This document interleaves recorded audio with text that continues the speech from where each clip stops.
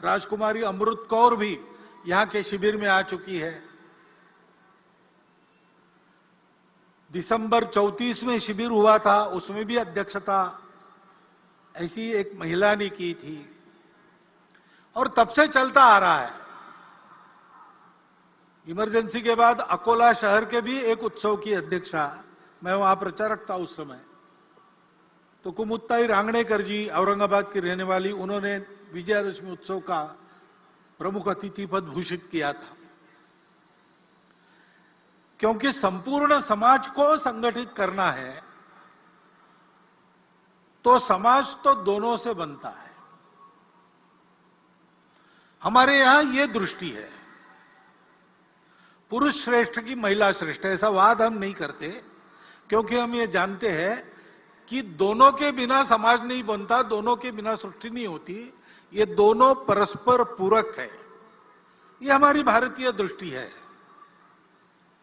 दोनों का काम है और दोनों का काम परस्पर पूरक है। इसलिए व्यक्ति निर्माण का काम करने वाली शाखाएं तो संघ की अलग, राष्ट्र सेविका समिति की अलग, महिलाओं के लिए उनकी चलती है, पुरुषों के लिए हमारी चलती है। लेकिन समाज के बाकी सारे कामों में पुरुष महिला एकत्र मिलकर काम करते हैं, यह चलते आ रहा है। डॉक्टर साहब के समय की जो परिस्थिति थी, उस समय व्यक्ति निर्माण के काम के लिए 2 संगठन हो गए, लेकिन बाकी सभी कामों में सब मिलकर काम करते हैं, क्योंकि यह पूरकता की दृष्टि है। संपूर्ण समाज का संगठन करना है तो संख्या की दृष्टि से आधा भाग हमारे समाज का मातृशक्ति का है, उसकी उपेक्षा नहीं की जा सकती। उनको भी सशक्त करना पड़ेगा। हमारे यहां उनको माता मानते हैं, वत्सलता उनका गुण है, जगत जननी के रूप में उनकी कल्पना करते हैं। लेकिन ऐसी कल्पना करते करते क्या हमको विस्मृति हो गई पता नहीं, हमने उनकी सक्रियता के दायरे को सीमित कर दिया। और बाद में जो विदेशी आक्रमण हुए, उन आक्रमणों की परिस्थिति में उनकी सुरक्षा के नाम पर इस बंधन को एक वैधता प्रदान हुई। आक्रमण की परिस्थिति चली गई, लेकिन बंधन हमने कायम रखे, उनको कभी मुक्त नहीं किया। उनको जगत जननी मानना ठीक है, लेकिन इसका मतलब उनको पूजा घर में हम बंद करके रखे, बाहर ना आने दे, यह ठीक नहीं है। एक तो उनको जगत जननी मान के पूजा घर में बंद करते, अथवा द्वितीय दर्जे का मानकर घर में बंद करके रख देते। ये दोनों अतिवादिताओं को छोड़कर मातृशक्ति को सशक्त बनाना, प्रबुद्ध बनाना, उनको बराबरी के अधिकार से सार्वजनिक कार्यों में, परिवार के कार्यों में सर्वत्र निर्णय की स्वतंत्रता और निर्णय में बराबरी की साझेदारी देते हुए सक्रिय करना, इसकी आवश्यकता है। 2017 में विविध संगठनों में काम करने वाली और हमारी महिला कार्यकर्ताओं ने सारे भारत का एक बहुत बड़ा मातृशक्ति का सर्वे किया था। सब प्रकार की महिलाएं उसमें उन्होंने सर्वे में ली थी, यानी सन्यासिनियों से लेकर तो बड़े बड़े उद्योग चलाने वाली महिलाओं तक सबको उसमें लिया था। भारतवर्ष में महिलाओं का इतना समग्र सर्वेक्षण ये पहली बार हुआ है। वो सर्वे प्रसिद्ध भी हुआ, उस सर्वे को सरकार के पास भी दिया गया। दिल्ली में ही उसका लोकार्पण निर्मला जी सीतारामन जी के हस्ते हाथ में हुआ था, मैं था वहां पर। उस सर्वे के निष्कर्ष भी यही है, जो सब पुरुष कर सकता है मातृशक्ति कर सकती है। मातृशक्ति जो सब कर सकती है वो सब काम पुरुष नहीं कर सकते, इतनी उनकी शक्ति है। और इसलिए उनको इस प्रकार प्रबुद्ध बनाना, सशक्त बनाना, उनका सशक्तिकरण करना, उनको काम करने की स्वतंत्रता देना और कार्यों में बराबरी की सहभागिता देना। दुनिया भर में जो व्यक्तिवादी और स्त्री मुक्तिवादी आंदोलन चलते हैं, उनके 5वें फेज के बाद अब 6वां फेज चल रहा है, उसमें वो भी अपने दृष्टिकोण को अनुभवों से मोड़कर इसी रास्ते पर आ रहे हैं। और इसलिए उस मातृशक्ति के जागरण का महत्वपूर्ण काम अपने परिवार से प्रारंभ करते हुए सार्वजनिक कार्यों में, संगठन संस्थाओं में भी उसको लागू करते हुए हमको समाज के पास ले जाना पड़ेगा, क्योंकि बिना उनके सहभाग से पूर्ण समाज की संगठित शक्ति खड़ी नहीं होगी। और पूर्ण समाज की संगठित शक्ति जब काम करने लगेगी, तब अपने देश के नवोत्थान के सारे प्रयास पूर्ण सफल होंगे, तब तक नहीं होंगे। आज हम उस नवोत्थान की आहट देख रहे हैं। हमारी प्रतिष्ठा दुनिया में बढ़ गई है, हमारी विश्वासार्हता बढ़ गई है। जिस प्रकार से हमने श्रीलंका के संकट में उसकी सहायता की, यूक्रेन के भूमि पर अमेरिका और रशिया की जो लड़ाई हो रही है, उसमें अपने देश के हित को ध्यान में रखते हुए और जागतिक मानवता के हित को भी कम न करते हुए जिस प्रकार की भूमिका हमने रखी, हमारी बात सुनी जा रही है, हमारा वजन बढ़ रहा है, हमको बड़ा आनंद होता है। राष्ट्रीय सुरक्षा के मामले में हम उत्तरोत्तर सफल होते चले जा रहे हैं और स्वावलंबी होते चले जा रहे हैं। कोरोना की विपदा से बाहर आने के बाद अब हमारी अर्थव्यवस्था धीरे धीरे पूर्व स्थिति पर आ रही है और वो आगे जाएगी, ऐसी भविष्यवाणी दुनिया के सभी अर्थतज्ञ कर रहे हैं। खेल के क्षेत्र में भी नीतियों में जो अच्छा परिवर्तन आया है वो तो है ही, लेकिन हमारे खिलाड़ी ओलंपिक्स में और पैरा ओलंपिक्स में भी अपनी कर्तृत्व को दिखा रहे, विजय प्राप्त करके देश का नाम रोशन कर रहे। अभिमान से हमारा सीना फूल जाता है। अभी अभी दिल्ली में कर्तव्य पथ का उद्घाटन हुआ, लोकार्पण हुआ। उसमें प्रधानमंत्री जी के भाषण में उन्होंने अपने देश के नवोत्थान के इस उदय काल के दृश्य को स्पष्ट किया है। सांस्कृतिक प्रतीक, आर्थिक प्रगति के प्रतीक, हमारे देश के स्वाभिमान के प्रतीक, स्वतंत्रता के लिए जिन्होंने अपना प्राणार्पण किया, उनके गौरव के प्रतीक कैसे कैसे खड़े हो रहे, उसके पीछे अपने समाज का कर्तृत्व कैसे दौड़ रहा है, इस सारा वर्णन आपने भी सुना है। इस नवोत्थान की आहट को सुनकर हम भी प्रसन्न होते हैं और हम भी कदम से कदम मिलाकर आगे बढ़ने की इच्छा करते हैं। लेकिन इस दिशा में आगे बढ़ना है तो आत्मनिर्भर ऐसा शब्द उपयोग करते हैं हम। आत्मनिर्भर भारत की आहट हो रही है, लेकिन हमारी आत्मा क्या है उसकी स्पष्ट जानकारी चाहिए, गोलमोल नहीं चलेगा। क्योंकि आत्मनिर्भरता के पथ का प्रकाश वो आत्मा ही देती है।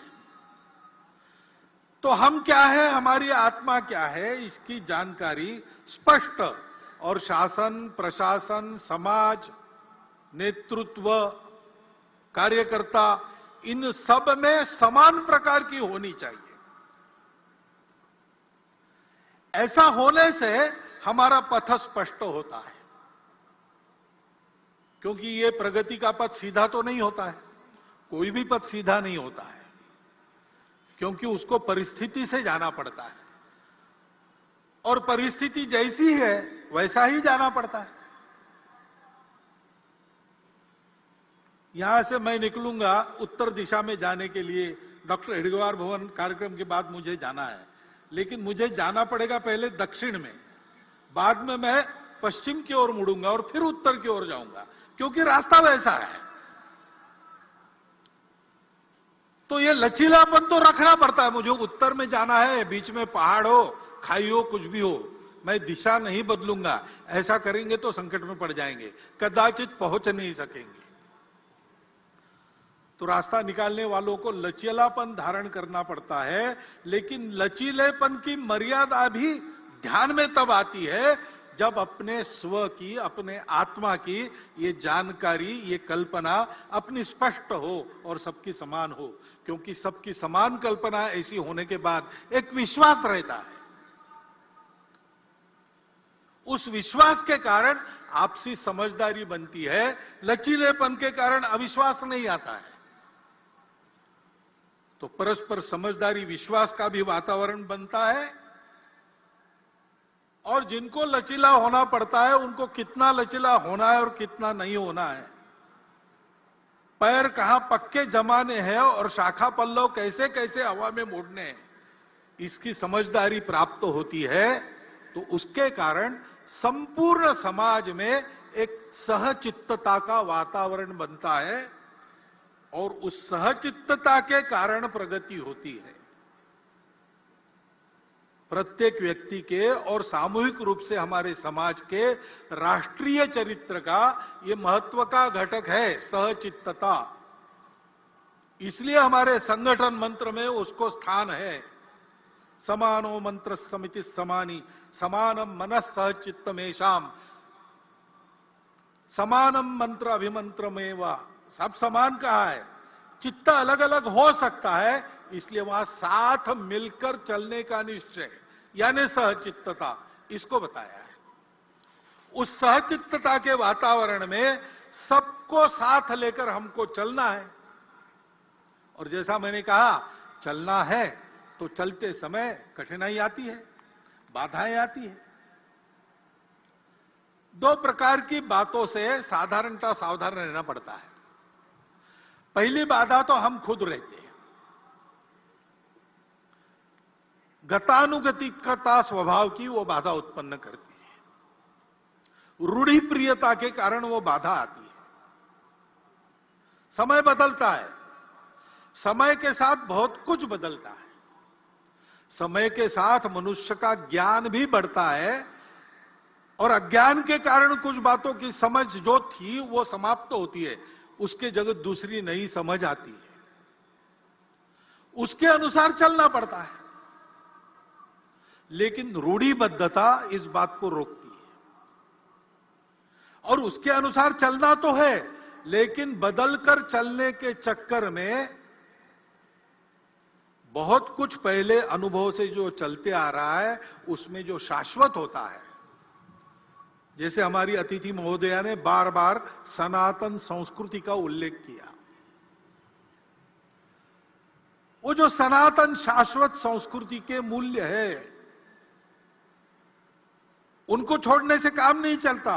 उसी बुनियाद पर नया युगानुकूल, देशानुकूल प्रतिमानक कौन सा होगा, ऐसा विचार करके चलना पड़ता है। तो नित्य नूतन होना पड़ता है, लेकिन चिर पुरातन भी रहना पड़ता है। सनातन और नित्य नूतन ये साथ चलते हैं। बिना सनातन के नित्य नूतनता भटका देती है, कटी पतंग हो जाती है। और बिना नूतनता के, तो अंग्रेजी कविता प्रसिद्ध है, old order changeth, yielding place to new, lest one good question should corrupt the world. परिवर्तन ये दुनिया का नियम है, उसके साथ चलना पड़ता है, लेकिन उसके साथ चलते चलते भटक न जाए, इसलिए सनातन पर पैर पक्के रखने पड़ते हैं। ये करने से मन की गतानुगतिकता हमको रोकती है। हमको उससे बाहर आकर अपने उस सनातन संस्कृति के मूल्यों का युगानुकूल, देशानुकूल अभिव्यक्ति करने वाला रूप क्या है, संपूर्ण दुनिया से जो आता है उसमें भी लेने लायक क्या है, उसको देशानुकूल कैसे बनाते हैं, ऐसा विचार करना पड़ेगा। दूसरे प्रकार की जो बाधा है, सनातन मूल्यों का क्षरण न हो, ये देखकर चलते समय और भी एक बाधा है, वो बाहर से आती है, जो भारतवर्ष की प्रगति को होने नहीं देना चाहते। उसलिए भारतवर्ष के समाज में किसी प्रकार का सद्भाव, सामंजस्य जो नहीं चाहते, जिनके स्वार्थों को मार मिलेगी, ऐसा उनको डर लगता है। ऐसा होने से वो सारी शक्तियां बाधा उत्पन्न करती है। अब उनके साधन भी होते हैं, अपना स्वार्थ साधने के लिए असत्य विमर्श पैदा करते हैं, गलत विमर्श पैदा करते हैं, हमको भटकाने के लिए, हमारे मन में द्वेष उत्पन्न करने का प्रयास करते हैं, हमारे बीच दूरियां बढ़ाने का प्रयास करते हैं। ऐसे सतत उनके प्रयास चलते हैं जिससे इस देश में एक आतंक का वातावरण हो, कलह बढ़े, देश में एक प्रकार से अराजकता हो जाए, नियम कानून के प्रति सम्मान न रहे, किसी को और कोई बंधन न रहे, डर न रहे, अनुशासन न रहे। इस प्रकार की कार्रवाइयां उनकी चलती रही है, वर्णन करने का जरूरत नहीं, हम सबको पता है, हम सब उसको अनुभव कर रहे हैं। और हम उनको पैठ दे इसलिए वो हमसे नजदीकी जताते हैं। जाति के नाम पर, पंथ संप्रदाय के नाम पर, अपने निहित स्वार्थों के नाम पर भी हमारे हमदर्द बनकर आते हैं। उनके इस चंगुल में फंसना नहीं। राष्ट्र विरोधी ऐसी बातों का निर्भयतापूर्वक और निर्मोही होकर अपने पराये का विचार न करते हुए हमको निषेध ही करना पड़ेगा, प्रतिकार भी करना पड़ेगा। शासन प्रशासन इनको नियंत्रित या निर्मूल करने का जो प्रयास करता है उसमें उनके सहयोगी बनना पड़ेगा। ये कार्रवाइयां चल रही है, भोलेपन से समाज उसमें फंसे नहीं। एक बहुत पुराना मराठी भावगीत मुझे याद आता है, शायद लता जी ने ही गाया है। उसमें यह कहा गया है, वाढवीत भेदभावा दुष्टतोचा फिरतो कावा। भेदभावों को बढ़ाते हुए दुष्टता अपने छल कपट कर रही है। गाठुनिया भोळ्या जीवा अंधारात घालील घाव। अंधेरे में आघात करेंगे लोगों के भोलेपन का लाभ उठाकर। चित्त नित्य सावध ठेवा, नित्य सावधान रहो, एक लक्ष्य लाओ न डोळे। एक लक्ष्य के तरफ अपनी नजर गड़ा के रखो, उस लक्ष्य का भान रख के सावधान रहो। वो लक्ष्य क्या है? स्वाभाविक है, भारत का परम वैभव यही अपना लक्ष्य है। और इस लक्ष्य के लिए इस प्रकार सजगता से समाज का सबल और सफल सहयोग आवश्यक है।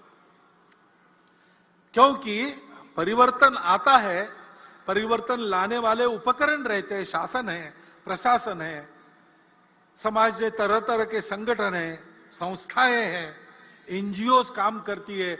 लेकिन इन सबकी यशस्विता समाज का जब तक उनको समर्थन मिलता नहीं, समाज में जब तक वो परिवर्तन आता नहीं, तब तक ये सफल नहीं होती।